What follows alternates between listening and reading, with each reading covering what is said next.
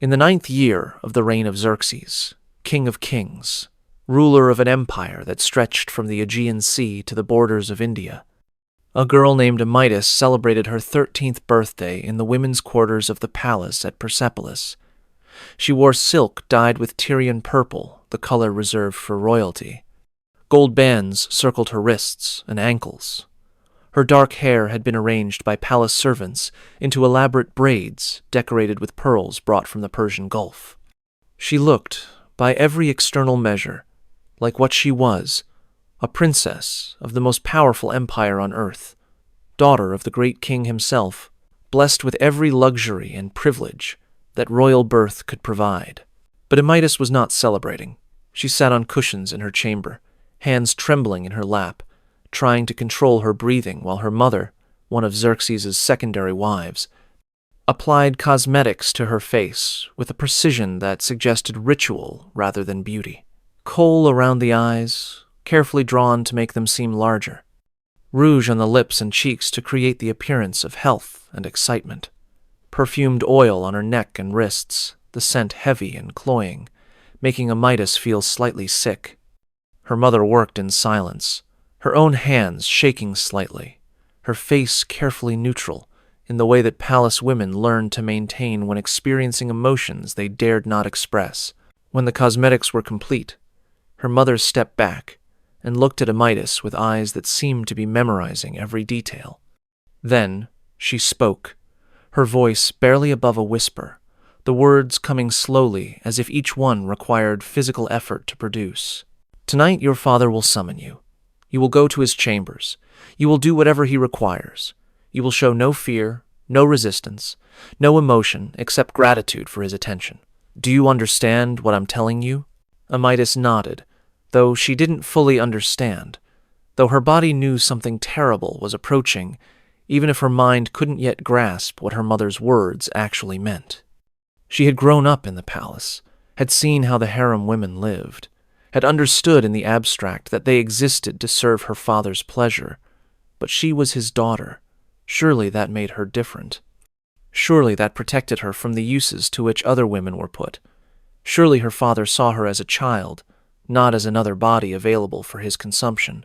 Her mother saw the confusion and the dawning horror in Amytis' face, and something in her own expression cracked for just a moment before she regained control. "You are the king's daughter," she said, her voice now utterly flat, drained of all feeling. "But you are also the king's property. Your body belongs to him. Your life belongs to him. Your purpose is whatever he decides it to be. He brought you into this world. He can use you however he wishes. That is the reality you must accept if you want to survive what comes next." Before Amytis could respond, before she could ask the questions that were forming in her throat but that seemed too terrible to speak aloud, the chamber door opened and a eunuch entered. He was one of the senior eunuchs, a man Amytis had known her entire life, who had sometimes brought her gifts on festival days when she was younger. But now he looked at her with eyes that held no warmth, no recognition of their previous relationship, only the flat assessment of someone evaluating property for fitness to purpose. "The king summons his daughter Amytis," the eunuch said, his high voice carrying no emotion. "She will come immediately. Her mother will not accompany her. She will not speak unless the king addresses her directly. She will obey all commands without hesitation. These instructions are clear?" Amytis stood on legs that felt disconnected from her body, looking one last time at her mother who could not meet her eyes, could not offer comfort or protection, could only watch as her 13-year-old daughter was taken to serve the king, who was simultaneously her father and her master. The eunuch gestured toward the door, and Amytis followed, because refusing was unthinkable, because her entire life had taught her that obedience was the only possible response to royal command, because some part of her still couldn't quite believe what was about to happen, and hoped desperately that she had misunderstood her mother's warning. But she had not misunderstood. What happened to Amytis that night in her father's chambers? What Xerxes did to his own 13-year-old daughter in acts that he understood as demonstrations of his absolute power and divine right was something that she would never speak of to anyone for the rest of her life. something that would mark her so deeply that even decades later, when she was an old woman living in obscurity in a remote corner of the empire, she would sometimes wake from nightmares, reliving that first night and all the nights that followed. But before I tell you the full horror of what Xerxes did to Amytis and to his other daughters, before I reveal the systematic way he used his own children as instruments for his pleasure and his political purposes, before I explain how this practice was not hidden or secret, but was known throughout the empire and was accepted as normal by a society that had granted kings godlike authority over everyone, including their own families, I need to tell you who Xerxes was, how he came to power, what kind of man could treat his daughters this way, and how the Persian system created conditions where such actions seemed not monstrous but natural to those in power. Subscribe to this channel right now, because what you're about to learn goes beyond ancient history into territory that reveals how absolute power corrupts absolutely, how societies can normalize the unspeakable when it serves the interests of elites, how family bonds mean nothing when power dynamics are extreme enough. This is not a story about a single monster, but about a system that produced monsters and called them gods. Hit that subscribe button and tell me in the comments what you know about Xerxes and ancient Persia, because I guarantee what you're about to discover will shock you even if you think you know this history.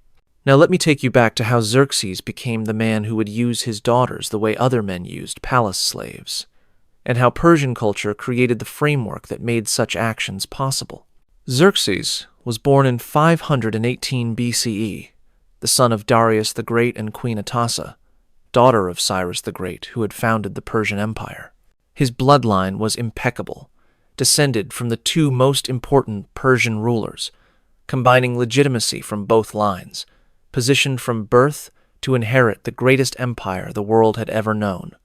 But Xerxes was not Darius's firstborn son.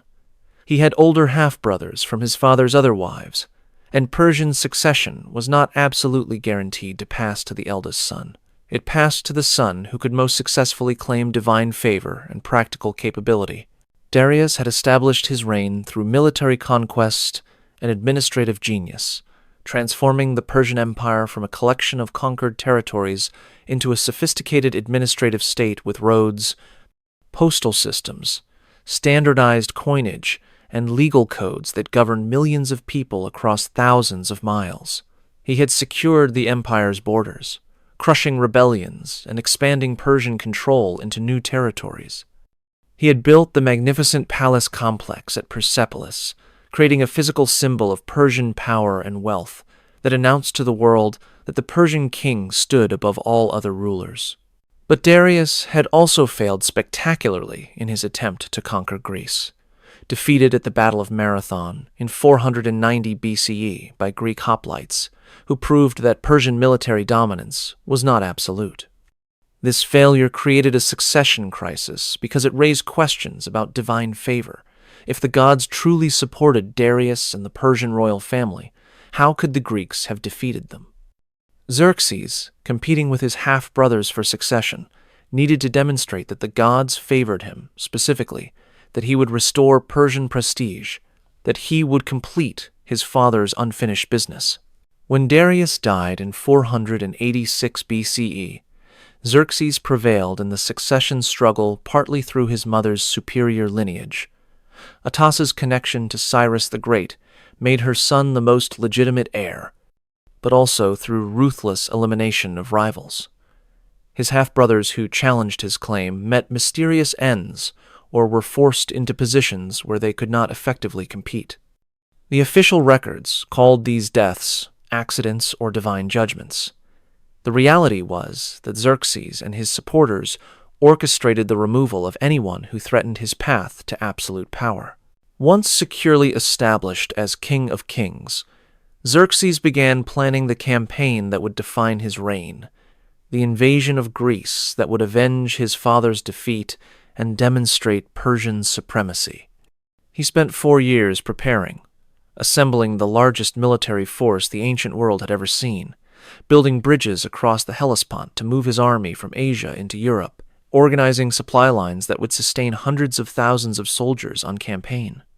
The scale of preparation was staggering, mobilizing resources from across the empire, demanding tribute and troops from subject peoples, creating an expedition that would either secure Xerxes' reputation as the greatest king in history or destroy it completely. During these years of preparation, Xerxes was in his late 20s and early 30s, young for a Persian king, vigorous, confident in his power and his divine mandate. He had inherited his father's harem, hundreds of women who had served Darius and who now served his son. He had also begun accumulating his own harem, taking women who caught his eye, accepting daughters from nobles seeking favor, collecting beautiful captives from his military campaigns. The harem, by 480 BCE, when the Greek invasion began, numbered over 600 women according to Greek sources, though that number may be exaggerated. But Xerxes did not limit himself to the women who had been brought to his harem from outside. He also claimed his own daughters as they reached puberty, bringing them into his chambers, using their bodies for his pleasure, treating them identically to how he treated slaves or captives or tribute offerings from subject peoples. This practice, a father using his daughters for intimate purposes, was not unique to Xerxes in ancient Persian royal culture, but he practiced it more systematically and more openly than previous kings, and his treatment of his daughters became notorious even in an empire that generally tolerated whatever kings chose to do. Let me tell you about how this practice developed in Persian royal culture, because understanding the cultural context helps us grasp how something that seems incomprehensible to modern minds seemed normal, or at least acceptable to ancient Persians. Persian kings claimed descent from the gods, specifically from Ahura Mazda, the supreme deity of Zoroastrian religion that had become the official faith of the Persian Empire. This divine ancestry meant that royal blood was qualitatively different from common blood, was sacred and powerful, carried divine essence that needed to be preserved and concentrated. The logical conclusion from this belief was that the purest royal bloodlines came from unions between people who both possessed this divine blood, siblings marrying siblings, parents and children producing offspring together, keeping the sacred essence within the smallest possible circle. Egyptian pharaohs had practiced similar logic with sibling marriage, and Persian kings borrowed or independently developed comparable practices. But Persian kings went further than Egyptians in some ways, claiming not just the right, but the obligation to unite with any woman who carried royal blood, including their own daughters, because doing so concentrated divine essence and produced children of maximum divine purity. The religious framework justified the practice. The practical reality was that it served the king's desires and reinforced his absolute power by demonstrating that literally no one was beyond his reach, that even the most intimate family bonds meant nothing in the face of royal authority, that fathers could use daughters the same way they used any other property because royal fathers were not really fathers in the normal sense, but were gods or god representatives whose relationships with their children were fundamentally different from normal human family relationships. By the time Xerxes reached full maturity and began actively using this justification to claim his daughters, the practice had been established for several generations and was discussed openly in the court without apparent shame or secrecy. Greek historians who wrote about Xerxes, men like Herodotus who interviewed Persian sources, or who heard stories from Greeks who had interacted with the Persian court, recorded these practices with fascination and horror, seeing them as evidence of Persian decadence and tyranny. But to Persians, or at least to the Persian elite who benefited from royal power, Xerxes was simply exercising prerogatives that came with his divine status. Now, let me tell you what this meant in practice, what it meant for the daughters who were born into the royal family and who grew up knowing that their father would eventually claim them once they reached the age he found desirable. Let me tell you about the psychological torture of being raised as a princess with every luxury, but knowing that luxury came with a price that would be extracted when you reached puberty. Xerxes had numerous daughters from his various wives and concubines. The sources don't agree on exact numbers, but suggest he had at least 15 daughters who survived infancy and reached adolescence. These girls were raised in the women's quarters of the palace, educated by tutors in reading and writing, trained in music and dance, taught to manage servants, and conduct themselves with the dignity appropriate to their royal status. They wore the finest clothing. They ate the best food. They were protected from every hardship that ordinary Persian children faced. They lived in luxury that most people in the empire couldn't imagine. But they also grew up watching older daughters disappear from the women's quarters when they reached puberty, taken to their father's chambers, returning hours or days later with something broken in their eyes. Never speaking about what had happened, but carrying themselves differently afterward, as if they had learned something about the world and about their place in it that had destroyed some essential innocence. The younger daughters watched this pattern repeat, saw their older sisters transform from girls into something else, understood, without being told explicitly, that the same transformation awaited them. Some mothers tried to protect their daughters by preparing them psychologically, explaining in careful language what would be required, teaching them to dissociate during the experience, giving them herbs that would dull sensation or awareness. Other mothers said nothing, hoping perhaps that ignorance would somehow make the experience less traumatic or simply unable to find words for what their daughters would experience. But regardless of whether mothers tried to prepare their daughters or remained silent, the daughters knew. They saw the patterns. They understood what was coming. The day a daughter was first summoned by Xerxes followed a ritual pattern. She would be bathed elaborately by female servants, her body scrubbed until skin glowed, every trace of body hair removed, perfumed oils applied liberally. Her hair would be arranged in styles that the king preferred. Cosmetics would be applied to make her appear older and more developed than her actual age. She would be dressed in clothing that revealed more than it concealed. Then, a eunuch would come to collect her, and she would be taken through the palace corridors to the king's private chambers, knowing that her childhood was ending, that what happened next would define her relationship with her father for the rest of her life. What happened in those chambers varied depending on the king's mood and the particular daughter involved, but the fundamental reality was always the same. A 13 or 14-year-old girl alone with her father, who had absolute power over her, who saw her not primarily as his daughter, but as another beautiful body available for his use, who felt no shame or hesitation in treating her the way he treated his concubines, because his divine status meant normal human boundaries and taboos simply didn't apply to him.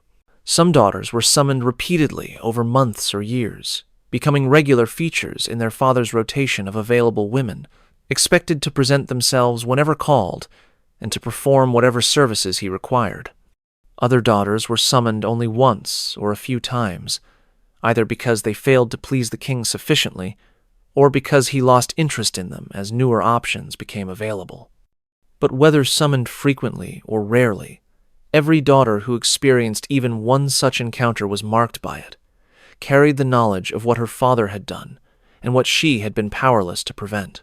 Let me tell you about Artaint, one of Xerxes' daughters who became caught in a scandal that revealed to the wider empire what usually remained confined within palace walls. Her story, recorded by Herodotus and other Greek historians, illustrates both how these practices operated and what happened when they became too visible or when they threatened the stability of royal power.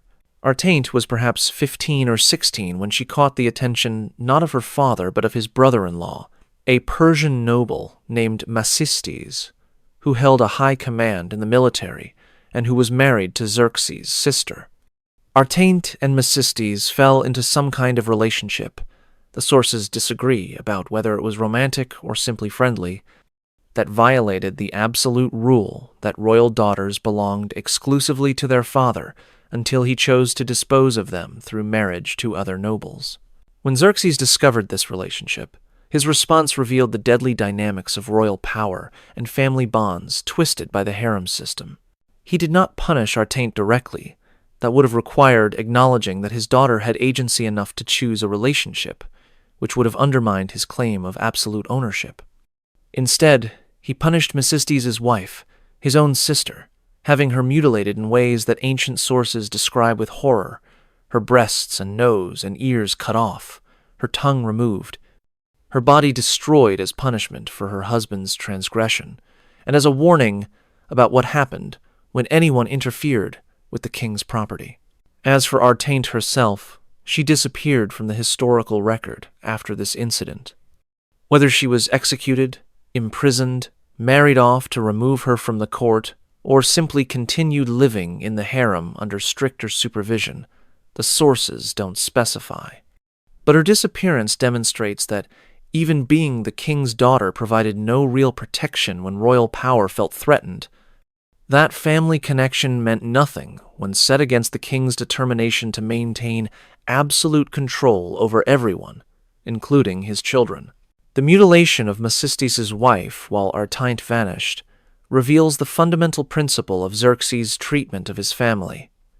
Men who crossed him were punished through the women connected to them, and women who crossed him simply ceased to exist in ways that left no visible record.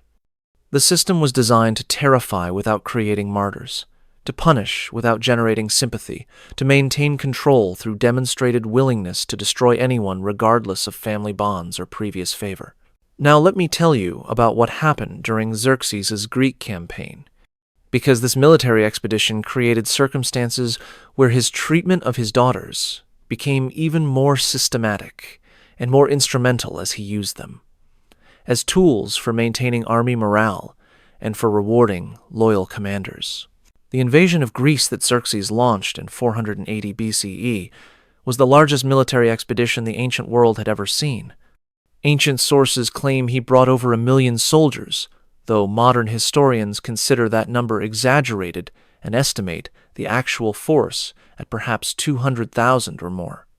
Regardless of the exact count, this was an enormous army drawn from dozens of ethnic groups across the empire, requiring complex logistics and constant attention to morale and unity. Xerxes brought his harem with him on campaign. Not all 600 women, that would have been impossible logistically, but several dozen of his favorites and, significantly, several of his daughters. The sources specifically mention that royal princesses accompanied the army, traveling in covered wagons, guarded by eunuchs, maintained in the luxury and isolation appropriate to their status even while on military campaign. The official explanation for bringing these women was that the king needed access to comfort and pleasure even during war, that his divine status required him to maintain his usual lifestyle regardless of circumstances. But there was also a practical political purpose. The women, particularly the daughters, could be used as rewards or incentives for commanders who performed well or who needed to be bound more tightly to Xerxes' interests. When a general won an important victory or accomplished a difficult objective, Xerxes would sometimes reward him by allowing him to marry one of the royal princesses who traveled with the army. This was an enormous honor. Marriage to a king's daughter elevated a man's status dramatically, connected him to the royal family, gave his children royal blood that could potentially be leveraged for power. But it also meant that Xerxes' daughters were being distributed as political tools, married off to men decades older than themselves, sent away from the only life they had known to live with strangers who had been given them as rewards for service to their father. For the daughters, these marriages meant escape from their father's chamber, but also meant being given to men who understood them as prizes rather than as people, who had been rewarded with their bodies and their reproductive capacity, who would use them for pleasure and for producing children who could claim some royal blood. The daughters had no choice in these marriages, no ability to refuse or negotiate. They were simply informed that they had been given to a particular commander and that they would now be his wife, and they were expected to accept this decision with gratitude for being used in ways that served the empire's interests. Let me tell you about one specific case that illuminates this practice. A general named Megabyzus distinguished himself during the invasion, commanding forces with skill and demonstrating loyalty during periods when other commanders wavered. Xerxes rewarded Megabyzus by giving him the princess Amytis. Not the same Amytis I described at the opening, but another daughter bearing that name, perhaps 14 or 15 years old when the marriage was arranged. The marriage was celebrated with elaborate ceremony during a pause in the campaign. Amytis was dressed in bridal finery, paraded before assembled troops as visual demonstration of the rewards that came from serving the king well, then handed over to Megabyzus, who was twice her age, and who she had met perhaps once or twice before the wedding. She traveled with him thereafter as his wife, bearing him children in subsequent years, living apparently successfully within the constraints of this arranged marriage. But we should not mistake survival for happiness or acceptance. Amytis had been given no choice about this marriage, had been removed from her mother and sisters, had been handed to a stranger as payment for military service, that she apparently made the best of this situation, that she fulfilled her duties as a general's wife, that she produced the children expected of her. None of this means she wanted this life or that. Being given as a reward was anything other than another form of being used by her father for purposes that served his interests rather than hers.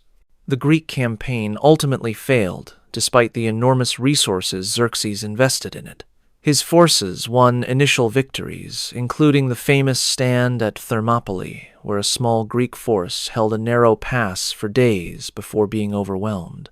His troops captured and burned Athens, destroying temples and demonstrating Persian power. But the Greek naval victory at Salamis and the subsequent land defeat at Plataea broke the invasion's momentum and forced Xerxes to retreat back to Asia, having failed to achieve his objective of subjugating Greece.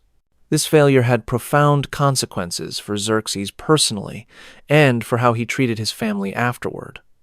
Let me tell you about what happened when Xerxes returned to Persepolis defeated, how his humiliation transformed into increased cruelty toward those he could control even as he had failed to control his enemies. The defeat in Greece damaged Xerxes' prestige and raised questions about divine favor. If he was truly the god king he claimed to be, blessed by Ahura Mazda, destined to rule the world, how could he have been defeated by the Greeks, who were fractious and disorganized and possessed only a fraction of Persian resources?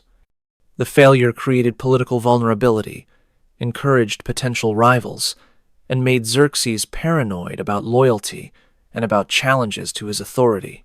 He responded to this paranoia by tightening control over the court, eliminating anyone suspected of disloyalty or ambition, and demonstrating his power in ways that could not be questioned or resisted.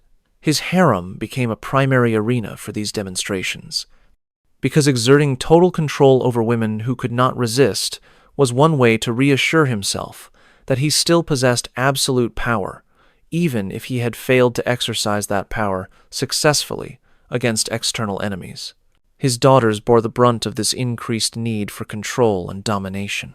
Those who had traveled with him on campaign and who had not been married off as rewards were summoned more frequently to his chambers after the return to Persia. New daughters who reached puberty during or after the Greek campaign were initiated earlier and more brutally than previous daughters had been. The king's use of his daughters became more systematic and more openly discussed in the court, as if Xerxes was daring anyone to question his right to do as he wished with his own family.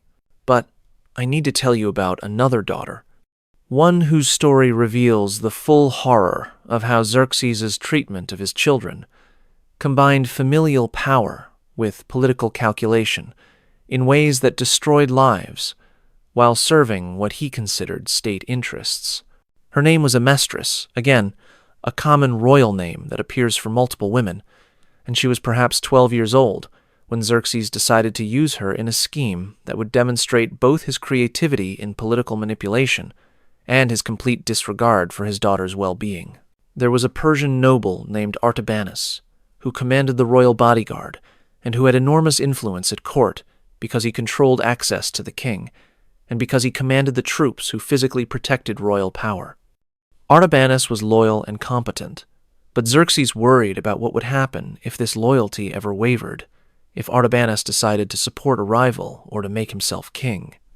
The man who controlled the royal bodyguard could kill the king, and make it seem like an accident or a defensive response to imagined threat. Xerxes decided to bind Artabanus more tightly to royal interests by offering him something that would make betrayal unthinkable, marriage to the princess Amestris, who was 12, which would make Artabanus the king's son-in-law, and which would give any children from this marriage royal blood that could potentially be leveraged for succession if circumstances changed. This was an enormous honor that Artabanus could not refuse without insulting the king, and it created a bond that made betrayal more complicated, because betraying the king would mean destroying his own wife's father. But before giving Amestris to Artabanus in marriage, Xerxes summoned her to his own chambers repeatedly over several months, using her in ways that fathers should not use daughters, impregnating her with his own child. Then, when she was visibly pregnant, he arranged the marriage to Artabanus, presenting this pregnant 12-year-old to his bodyguard commander as a wife, forcing Artabanus to accept a bride who was carrying the king's child, creating a situation where Artabanus would have to raise as his own son a boy who was actually his wife's half-brother, and the king's son-grandson. The political calculation was sophisticated and cruel. Artabanus was now bound to Xerxes through multiple overlapping connections. He was son-in-law. He was raising the king's child as his own. He was deeply complicit in a situation that he could never discuss openly because doing so would acknowledge what the king had done. If Artabanus ever moved against Xerxes, the king could reveal the truth about the child, destroying Artabanus's reputation and legitimacy. If Artabanus remained loyal, he would spend his life raising a child who represented his own humiliation and subordination. For Amestris, the situation was catastrophic. She had been used by her father, and then given to a man who would always see her as both a prize from the king and as evidence of his own powerlessness to refuse royal commands. She would bear a child whose parentage was a lie she would have to maintain for life. She would live with a husband who could never truly trust or love her because she represented his forced complicity in the king's schemes. Her entire life had been orchestrated to serve her father's political interests, and she had no agency in any of it. The marriage apparently persisted for years, and the child, a boy, grew up believing Artabanus was his father. Whether Amestris ever told her son the truth, whether Artabanus eventually revealed it, whether the truth remained hidden through Amestris's entire life, the sources don't specify. But the fact that Xerxes was willing to do this to his own 12-year-old daughter, to impregnate her and then hand her to another man to maintain political control, reveals the absolute depths of how royal power could corrupt family bonds and how little daughters' well-being mattered when set against political calculation. Now let me tell you about the succession crisis that occurred after Xerxes' death, because this is where his treatment of his daughters came back to have terrible consequences for the women who had suffered under his rule. What Xerxes had normalized, using daughters as instruments, treating them as property without agency, created precedents that his sons followed, leading to systematic destruction of royal women during the violent power struggles that followed his assassination. Xerxes ruled for 21 years after the failed Greek invasion, from 486 to 465 BCE. The later years of his reign were characterized by building projects. He completed construction at Persepolis, adding elaborate reliefs and structures that celebrated Persian power, and by increasing withdrawal into palace life and harem pleasures. He seems to have lost interest in active military campaigns after the Greek failure, preferring to manage the empire through subordinates, while he focused on personal comfort and on demonstrating his power through control of the court rather than through external conquest. His relationship with his sons became strained during these later years. He had numerous sons from various wives, and they competed for his favor and for positioning as likely heir. The official heir was Darius, his eldest son by Queen Amestris. Not the daughter Amestris, but Xerxes' principal wife, who bore the same name. But Xerxes had other sons who believed they had better claims, or who simply wanted power regardless of legitimacy. In 465 BCE, Xerxes was assassinated in his bedchamber by a conspiracy involving Artabanus, the the same commander who had been given the 12-year-old pregnant Amestris years earlier, and others at court who had decided that Xerxes needed to be removed. The official story was confused and contradictory, with various sources blaming different conspirators, but the result was clear.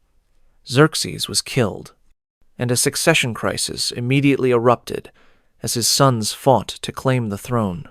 Artaxerxes, one of Xerxes' younger sons, emerged victorious from this struggle, killing his brothers or forcing them into exile, establishing himself as the new king of kings. And in the process of consolidating power, he systematically eliminated threats to his rule, including threats represented by his own sisters, Xerxes' daughters, who were now women in their 20s and 30s. Many married to powerful nobles, some with children who could potentially claim royal blood and challenge Artaxerxes' legitimacy. The massacre that followed was methodical and brutal. Artaxerxes ordered the execution or imprisonment of sisters who were married to men he considered disloyal or potentially dangerous. He forced other sisters to divorce their husbands and to marry men who supported Artaxerxes, using his sisters as rewards for loyalty exactly as Xerxes had used his daughters. He confiscated property from sisters he suspected of supporting rival brothers. He sent some sisters into internal exile in remote parts of the empire, where they could be monitored and prevented from causing trouble. Some of Xerxes' daughters died during this purge. Some disappeared from historical records, their fates unknown but probably terrible. Some survived by making themselves useful to the new king, by betraying their former husbands or their children, by demonstrating loyalty to Artaxerxes at the cost of every other bond and principle. The women who had already been victimized by their father's treatment discovered that their suffering did not end with his death, but continued as they became pawns in their brother's struggle to consolidate power. Let me tell you about what happened to Amytis, the daughter I described at the very beginning, the 13-year-old who had been summoned to her father's chambers, and who had experienced that first terrible night that marked her for life. She survived Xerxes' assassination and the succession crisis that followed. She was married by Artaxerxes to a Persian noble named Megabyzus, not the same general mentioned earlier, but a man bearing the same name, which was common in Persian aristocracy, who commanded frontier forces and who Artaxerxes wanted to ensure remained loyal. Amytis was perhaps 25 when this marriage was arranged, had already been used by her father for years, was being given to yet another man as a political tool. She bore Megabyzus' children, managed his household, fulfilled all the duties expected of a noble's wife. But according to fragmentary sources, she also maintained contacts with other royal women who had survived the purge, creating networks of mutual support among women who shared the experience of being used as instruments by the men in their family.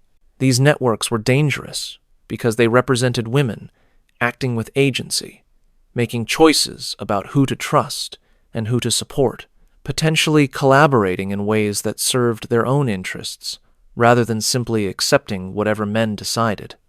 The eunuchs who managed the harem system watched these networks carefully, reporting to Artaxerxes about which women were forming alliances, which conversations seemed to have political content, which relationships might represent organizing against royal control. Eventually, Artaxerxes decided that Amytis had become too independent, was maintaining too many contacts with potentially disloyal elements, represented a threat that needed to be neutralized. He didn't execute her. That would have been visible and would have upset Megabyzus, whose loyalty was still valuable. Instead, he used more subtle methods to destroy her influence and her networks. Amytis' children were taken from her, sent to be raised in the palace where they would be educated in proper loyalty and where their mother couldn't influence their development. Her correspondence was monitored, with letters intercepted and read, before being delivered, making private communication impossible. Her movements were restricted, with guards assigned to accompany her whenever she left her residence, preventing unauthorized meetings. Her contacts with other royal women were gradually severed through similar restrictions applied to them, isolating each woman so that networks couldn't function even if individual women wanted to maintain them. This isolation applied to a woman who had already spent her childhood knowing she would be used by her father, who who had endured years of being summoned to his chambers, who had been married off as a political tool, who had tried to find some agency and solidarity with other women in similar situations. This final isolation broke something in Midas that even her father's abuse had not quite managed to break. She became withdrawn and depressed, stopped eating properly, stopped maintaining her appearance, stopped engaging with the world around her. She died at age 33, officially from illness, but more accurately from the accumulated psychological destruction of a life spent being used by her father and then by her brother, never having meaningful choice or agency, always being property that served others' interests rather than a person with value and rights of her own. Her death was barely noted in court records. No elaborate funeral was held. Her children, being raised in the palace, were told their mother had died, but were discouraged from mourning her too openly, because excessive attachment to family members outside the immediate royal line was considered suspect. This was the typical trajectory for Xerxes' daughters who survived him, a childhood spent knowing they would be used by their father, years of actually being used, marriages arranged to serve political purposes, continued use by brothers or husbands as instruments of policy, gradual isolation if they showed any signs of independence, and deaths that came either from violence during succession struggles or from the slower destruction of psychological abuse that accumulated over decades until it killed them just as surely as poison or blades would have. Now, let me tell you about how this system was understood by the broader Persian society, because understanding contemporary reactions helps us see that not everyone accepted these practices as normal or acceptable even within Persian culture itself. There were critics, voices that suggested what Xerxes did to his daughters went too far even by Persian standards of royal prerogative. The Zoroastrian priests, who were the religious authorities in Persian society, held complex positions regarding royal treatment of daughters. On one hand, Zoroastrian theology emphasized purity and the importance of maintaining clean bloodlines, which could be interpreted as supporting royal incest as a way of keeping divine blood concentrated. On the other hand, Zoroastrian ethical teachings emphasized truth and righteousness and proper family relationships, and some priests argued that fathers using daughters violated fundamental moral principles that should apply even to kings. These priestly critics couldn't speak too openly because challenging the king directly was dangerous, but they could preach sermons about proper family relationships without naming Xerxes specifically. They could emphasize Zoroastrian teachings about the importance of protecting children and about how power should be exercised righteously rather than purely for pleasure. They could tell stories from religious texts about rulers who had fallen from grace by violating moral boundaries, stories whose applications to current circumstances would be clear to listeners even without explicit statements. Some Persian nobles also privately expressed discomfort with Xerxes' treatment of his daughters, not because they objected to royal power and principle, but because they worried about what it meant for their own daughters who might be taken into the royal harem. If the king could use his own daughters this way, what protection did any daughter have? If family bonds meant nothing in the face of royal desire, then no woman was safe regardless of her family's status or her father's position. These concerns were expressed very carefully, usually in private conversations among trusted friends, never in writing that could be discovered, never in public forums where they might be reported to the king. But they existed, creating an undercurrent of unease about royal practices, even among the elite who generally benefited from and supported the system that granted kings absolute power. The Greeks who recorded Persian history were far more openly critical, though we should remember that their criticism was shaped by their own cultural biases and by their ongoing conflicts with Persia. Herodotus, writing a generation after Xerxes' death, included numerous stories about Xerxes' treatment of his daughters as evidence of Persian moral corruption and of how tyrannical power destroyed both rulers and ruled. He presented these stories to Greek audiences as cautionary tales about what happened when one man held too much power, when normal laws and customs didn't apply to rulers, when kings were treated as gods rather than as humans, subject to moral constraints. Later, Greek writers elaborated on these criticisms, sometimes exaggerating Persian practices to make them seem even more shocking, but also preserving information about real practices that might otherwise have been lost, because Persian records either didn't document these matters or were later destroyed. The Greek accounts are biased and sometimes unreliable in details, but they capture real phenomena even if they interpret them through lenses shaped by Greek cultural values and political purposes. Now let me tell you about the long-term consequences of Xerxes' practices, how his treatment of his daughters influenced subsequent Persian kings, and how it contributed to patterns of royal behavior that persisted for centuries until the Persian Empire finally fell to Alexander the Great in 330 BCE. Later, Persian kings, observing how Xerxes had used his daughters without facing significant consequences, felt emboldened to follow similar practices. The precedent had been set. Royal daughters could be claimed by their fathers and then distributed to nobles as rewards. This was now simply how royal power operated, was expected and normalized, was written into the structure of court politics and administration. But this normalization also created long-term problems for the dynasty. By treating royal women as property without agency, by using daughters instrumentally, by destroying family bonds through abuse and political manipulation, the kings created conditions where loyalty within royal families became impossible. Children couldn't trust their parents. Siblings couldn't trust each other. Every relationship was potentially exploitative. Every gesture of affection might hide calculation. Every family gathering might be the prelude to elimination of rivals. This destruction of trust made succession crises more violent and more chaotic because no one could be certain of support, even from close family members.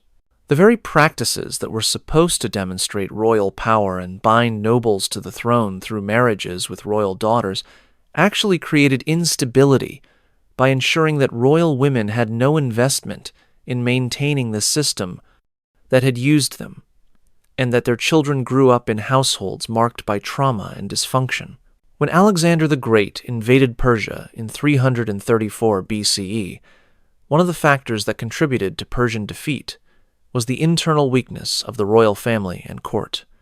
The king at the time, Darius III, couldn't fully trust his own commanders and relatives because generations of practices like those Xerxes had established had created a court culture of paranoia and betrayal. The empire that Xerxes had ruled was wealthy and powerful, but it was also deeply dysfunctional at its core, held together by force and fear rather than by loyalty or shared values. After Alexander's conquest, when Greek observers could examine Persian court records and interview survivors, they recorded accounts of royal practices that shocked even those who thought they understood Persian culture. They found documentation of marriages between fathers and daughters, of daughters given as rewards to commanders, of princesses distributed as political tools. These records were studied by later historians, trying to understand how great empires fell. And one common conclusion was that societies that allowed absolute power without moral constraints eventually destroyed themselves from within, even if external enemies didn't conquer them. Now, as we approach the end of this account, let me return to where we began, to Amytis at age 13, being summoned to her father's chambers, experiencing that first night that would mark her for life. Because understanding the full system helps us understand the individual experiences, and understanding what happened to specific daughters helps us see that these weren't abstract practices, but were violence done to real people with real feelings and real suffering. What Xerxes did to Amytis that night, and on subsequent nights when he summoned her, what he did to all his daughters who reached puberty during his reign, was use their bodies for his pleasure, while telling himself and telling them that this was normal, was his right, was even sacred because he was exercising divine prerogative. He surrounded the acts with religious language about preserving royal bloodlines. He justified them through claims about his special status as King of Kings. He normalized them by doing them openly enough that the court knew, but in private spaces where details remained hidden. For Amytis and for her sisters, the experience was not sacred or justified or normal. It was violation by the one person who should have protected them. It was betrayal by their father.